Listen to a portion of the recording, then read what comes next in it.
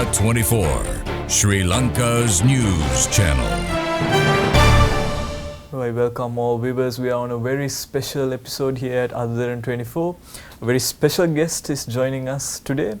An individual who has been an expert and potentially the only individual who is of this caliber, who is capable of understanding the entire industry of transactions behind the enterprise framework and the economy of this country and elsewhere. We are with Mr. Vikas Varma, who has been recently appointed as the COO of Mastercard for the region. Mr. Vikas, I would like to get into the entire subject matter directly. Could you tell us, with the vast amount of experience that you have garnered for, and the fact that Mastercard has been present within our country alone for over 30 years, the kind of observations you have made, and then we'll proceed to what exactly we can talk about in terms of state influence. Sure. Thank you for having me here. Welcome to all viewers in Sri Lanka. It's a pleasure to be back in Sri Lanka. I've been here off and on over the last 10 odd years. And this year is our 30th year in Sri Lanka as a network. We've operated for about 25 of those years remotely. And for the last 5 years, we've had a local office in Sri Lanka. And we've been able to make a significant impact in the lives of our customers and of our consumers in this great emerging dynamic market, Sri Lanka. We have about over 15 customers in Sri Lanka, and we're fully well covered on that front. I think partnerships is something that we will discuss in detail. Where we are from a market standpoint, just to give you a couple of facts so we can ground this conversation. 96% of all consumption in this market is still in cash. We have a mission which is a war against cash, and only 4% of all consumers today use electronic payments of some kind or the other, and 96% is still cash. So there's tremendous headroom in this marketplace, and we believe that the market is at an inflection point for the adoption of digital payments. That may be in the form of cards. You're aware of credit, debit, and prepaid cards. But we're also seeing the emergence of new form factors where one can use one's mobile to make payments, one can use biometrics for authentication, one can use various other form factors which are not necessarily limited now to a plastic. So there's a huge amount of dynamism here, and I'm very happy to be back here, and we are now working actively with the customers, consumers, and government and stakeholders to actually take Sri Lanka to the next level in electronification and digitization of the market. Could you tell us, pertaining to the experiences you have in the very region, and then applying that in terms of a lessons learned kind of aspect to how we can function, given that your recent appointment gives you that kind of mandate? What are the prospects you have from this point onwards? Like I said, there's a tremendous headroom to grow. Some of the factors that actually are very strong positive element in Sri Lanka's context would be one, as you're aware, the human development indicators of Sri Lanka are very high, whether it's terms of literacy, whether it's terms of healthcare, whether it's terms of access to financial products and capabilities. Also the fact that per capita incomes are amongst the highest in South Asia, if I were to look at that as a context. Sri Lanka is already a middle market economy, whereas some of the others are still a ways away and are emerging market economies. So the disposable income in the hands of consumers is growing. There's access to credit, there's access to new ways to pay digitally and places to pay digitally. So there are lots of things that can happen in this marketplace for us to be able to take Sri Lanka to the next level. Whether it's the adoption of payments in the transit environment, whether it's the adoption of payments to make utility and bill payments, whether it's the adoption of payments to open up new low-cost ways at merchants in the hinterland, in the tier 2, tier 3 areas of Sri Lanka, for example with QR payments. The mobile and telecom infrastructure of the market is very strong and very stable. So that again is a very positive indicator of what we can do with digital payments, mobile-based payments or QR codes, working with a range of entities, which could be banks, financial inclusions, telecom operators, and the government, to be able to further this agenda of ours. Could you specifically give us some narrative pertaining to the kind of partnerships and the collaborations that have existed with Mastercard within the countries? I think a lot of our viewers would like to know this format of having alliances and building from that point onwards, which gives like the brand name to Mastercard. Yes. So the context is simple. If you look at South Asia in general and Asia Pacific, broadly, Sri Lanka in particular, there's so much dynamism in the marketplace from a consumers, customers, growth perspective as well. So one of our realizations is that coalitions and partnerships will be the way forward for all of us to grow. And given the opportunity at hand, no one of us or just a few of us as ecosystem players can go it alone. So it's very important for us to bring and build a coalition of like-minded entities, whether it's the fintech, whether it's government, whether it's established players in the ecosystem, to be able to solve for challenges, whether those challenges are to bring more merchants on board, whether it's to do consumer education, whether it's to provide SMEs with access to credit, whether it's also to develop tourism and other infrastructure and help the government in that space, whether it's to work on bringing greater inward remittances into the market. So we work with a range of fintechs. And we have a particular program in this space called Start Path, which is a program where we bring onboard fintechs into the Mastercard ecosystem. We provide them some small amount of seed capital. We also give them access to our infrastructure and capabilities, and we introduce them to a range of our customers. We have over 25,000 customers worldwide, and a very important aspect for the growth of fintechs is overseas expansion. So we could work with fintechs developing capabilities in Sri Lanka and for Sri Lanka, but being able to take them to other parts of the globe where then they can expand and blossom. In short, we need to go for a short break in a while. Could you tell us when this appointment did happen? Personally, what did you feel when you looked at the region? This is where I want to go, and this is what I want to achieve. This is the kind of potential that I have seen, and this is something that has not been tapped. What was that thought process like? Yeah, I think there's tremendous headroom. South Asia is now a wave one market from a digital payments standpoint. And with a stable ecosystem in place, whether there's consumer consumption stability, whether there's the stability of governments, there's a lot to do. And my mandate as the COO of South Asia allows me now to look at how do we build an ecosystem for the future, build a Mastercard for the future, whether it's new partnerships, new flows, new solutions that we can bring into place. One very big aspect of that would be working with governments, and I can talk about that in a little more detail. Okay, so we are with Mr. Vikas. We will be talking in detail as to how the journey that Mastercard will be taking for the next few years. Stay tuned.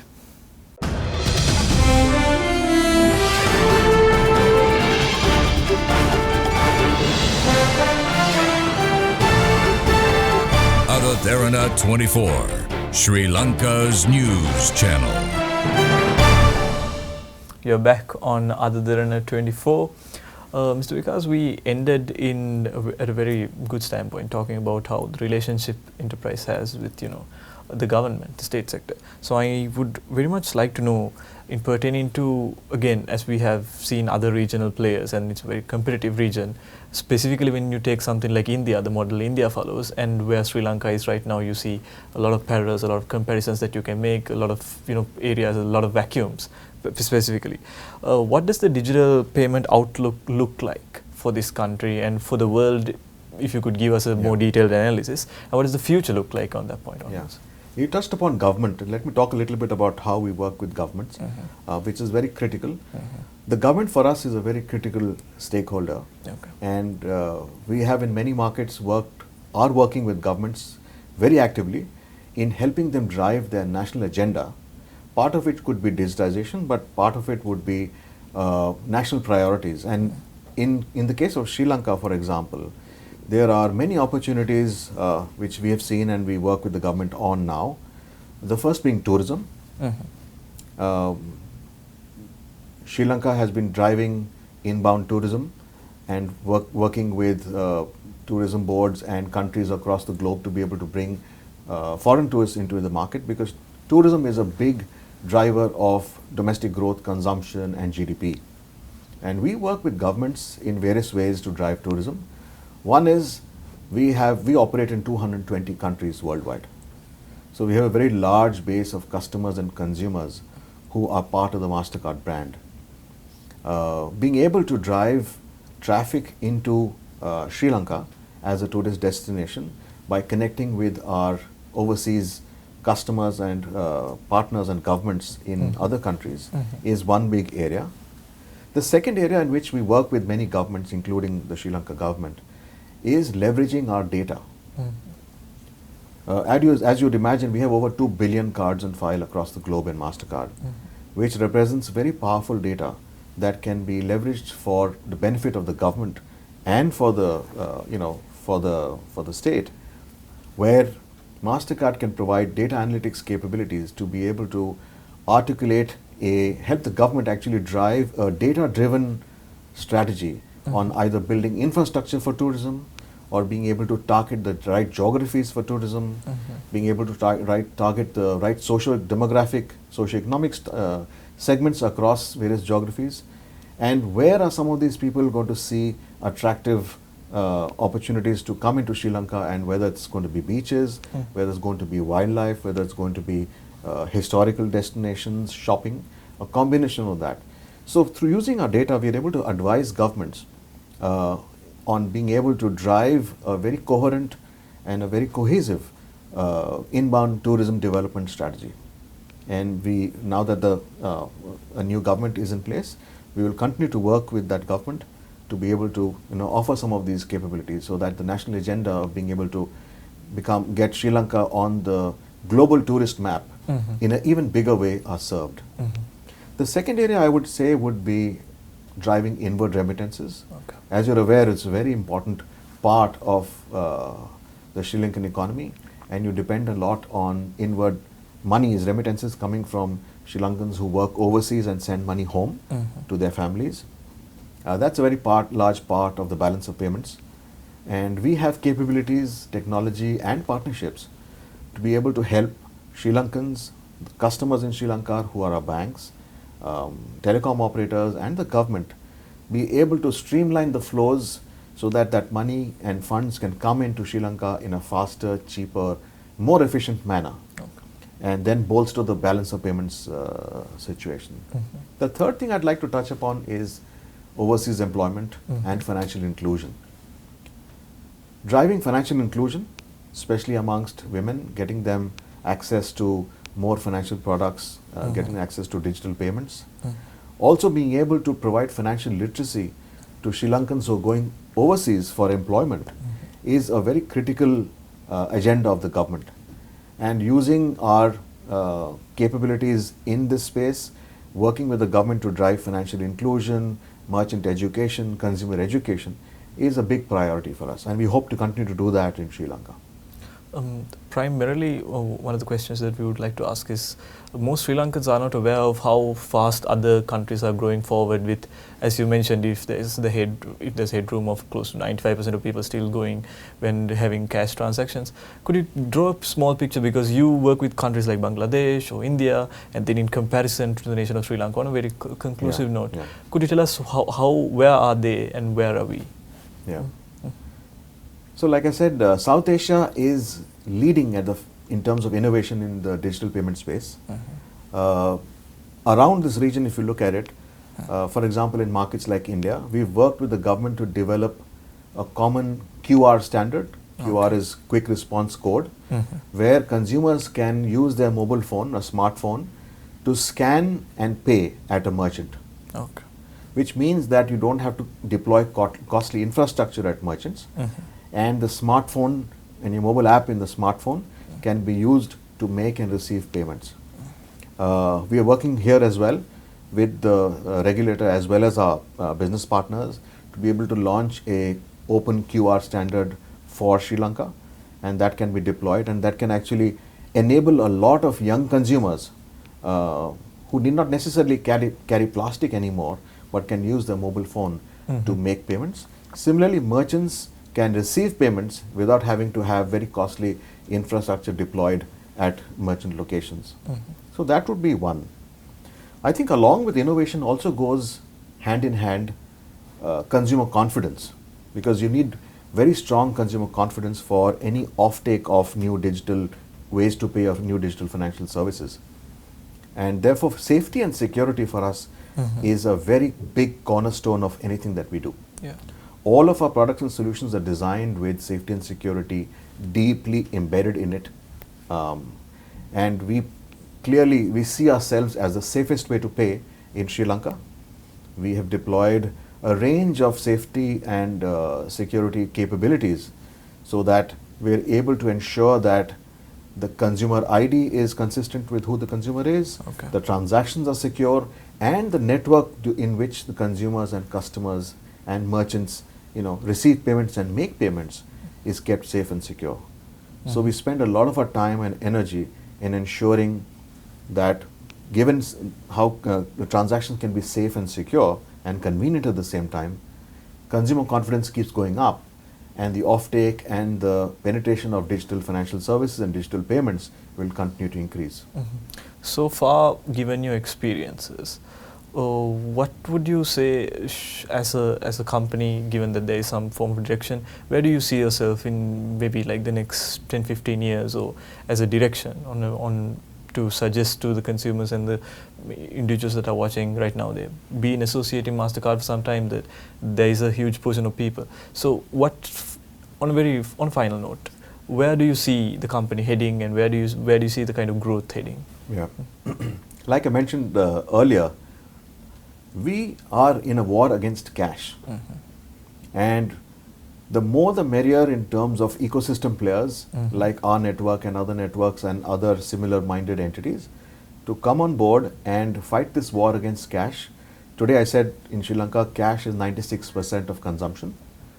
And if I have to dial out, let's say 5 to 7 to 10 years out, I see digital payments growing probably in a quadrufold manner, and from 4% probably penetrating the 15-20% mark. So just to give you a perspective, there are some economies which have reached upwards of 50%, 60% in terms of penetration of digital payments. Economies like Korea, where you have 65% penetration of digital payments. Some more emerging, developed economies where the electronic payments are about 40%. But given that a market like Sri Lanka can leapfrog with a young, dynamic youth population, smart phone penetration being high, infrastructure on telecom being very, very solid and stable, with a stable partner base, with a stable government, I think what we've achieved in the last 30 years, we can actually achieve as much or even more in the next 5 or 10. All right. So there's a huge amount of acceleration that's possible. In very short, what do you think particularly would be your aim, or would be your observation in terms of where you're heading as a final note? I think areas where we can help the government serve the people through a national agenda, whether it's transit ecosystems, whether it's tourism, all of that would be a very big area for us in Sri Lanka to focus on, apart from what we do in the traditional payment space with our traditional customers. All right. I think that's a very, very good note to end our discussion. That was very informative. I think people would understand the kind of caliber that is in charge now, and the kind of confidence that they would place in what Mastercard is. So I thank again Mr. Vikas Varma for joining Other 24 for this discussion. Our viewers would very much appreciate this information. Stay with Other 24. We'll bring in more exclusive interviews. You have with the best network.